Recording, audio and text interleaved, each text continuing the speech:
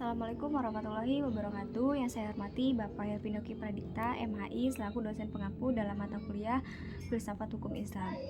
Sebelumnya izin memperkenalkan diri, saya Astri Rahayu dengan NPM 20210101278. Saya dari Prodi Hukum Keluarga Islam semester 6. Pada pertemuan kali ini, saya akan mempresentasikan materi dengan judul Objek dan Kegunaan Filsafat Hukum Islam. Langsung saja, hukum Islam itu mengacu pada pandangan hukum yang bersifat teologis. Artinya, hukum Islam itu diciptakan karena ia mempunyai tujuan. Tujuan dari adanya hukum Islam adalah terciptanya kedamaian di dunia dan kebahagiaan di akhirat.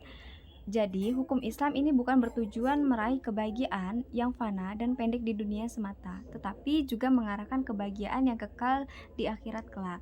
Kemudian inilah yang membedakan dengan hukum manusia yang menghendaki kedamaian di dunia saja. Terus tujuan hukum Islam tersebut merupakan manifestasi dari sifat Rahman dan Rohim, yang artinya itu Maha Pengasih lagi Maha Penyayang Allah kepada semua makhluknya. Rahmatan lil alamin adalah inti syariah hukum Islam. Keberadaan syariah tersebut dapat menegakkan perdamaian di muka bumi dengan pengaturan masyarakat yang memberikan keadilan kepada semua orang. Keadilan sangat mulia di hadapan Tuhan dan sifat adil merupakan jalan menuju surga serta setelah iman kepada Allah. Hukum Islam dalam upaya menegakkan itu semua harus siap menghadapi kejadian-kejadian baru yang timbul karena perkembangan masyarakat dan perubahan suasana.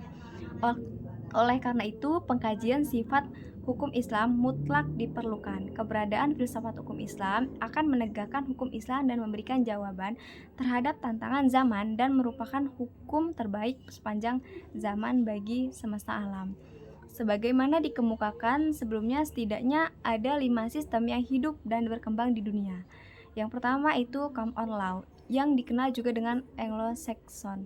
Yang kedua itu Civil Law atau biasa disebut dengan Eropa Kontinental.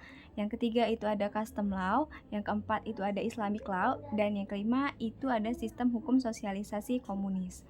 Lalu manfaat studi filsafat hukum Islam itu adalah menjelaskan kajian filsafat hukum Islam akan memberikan pengetahuan hukum Islam secara utuh kepada ahli hukum Islam. Kemudian filsafat hukum Islam diperlukan untuk pengkajian secara mendalam terhadap hukum Islam. Kemudian untuk mewujudkan hukum yang berkeadilan yang senantiasa sesuai dengan kondisi zaman. Kemudian yang terakhir itu ada pengkajian filsafat hukum Islam memungkinkan pemahaman Islam secara menyeluruh dengan ilmu-ilmu agama lainnya.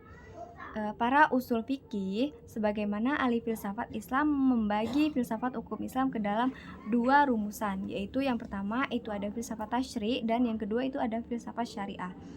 Yang pertama itu filsafat tasyri. Di sini filsafat yang memancarkan ahli filsafat hukum Islam menguatkan dan memeliharanya. Filsafat ini bertugas membicarakan hakikat dan tujuan penerapan hukum Islam. Lalu filsafat tasyri itu terbagi kepada menjadi 5 bagian. Yang pertama itu Daim al-Ahkam atau disebut dengan dasar hukum Islam. Yang kedua itu Mabadi al-Ahkam atau disebut dengan prinsip-prinsip hukum Islam. Yang ketiga itu ada Usul al-Ahkam atau pokok-pokok hukum Islam, atau Masyhadir al-Ahkam disebut dengan sumber-sumber hukum Islam. Dan yang keempat itu adalah Maqasid al-Ahkam disebut dengan tujuan-tujuan hukum Islam. Dan yang terakhir, yang kelima itu ada Qawaid al-Ahkam atau kaidah-kaidah hukum Islam. Kemudian yang terakhir itu ada filsafat syariah. Filsafat syariah ini yang diungkapkan dari materi-materi hukum Islam seperti ibadah, muamalah, jinayah, ukubah, dan sebagainya. Filsafat ini bertugas membicarakan hakikat dan rahasia hukum Islam. Termasuk dalam perkembangan filsafat syariah itu terbagi menjadi 4. Yang pertama itu Asrar al-Ahkam atau disebut dengan rahasia-rahasia hukum Islam. Lalu Khasya'is al-Ahkam itu atau disebut dengan ciri-ciri hukum Islam. Kemudian yang ketiga itu ada Mahasin al-Ahkam atau disebut dengan keutamaan hukum Islam.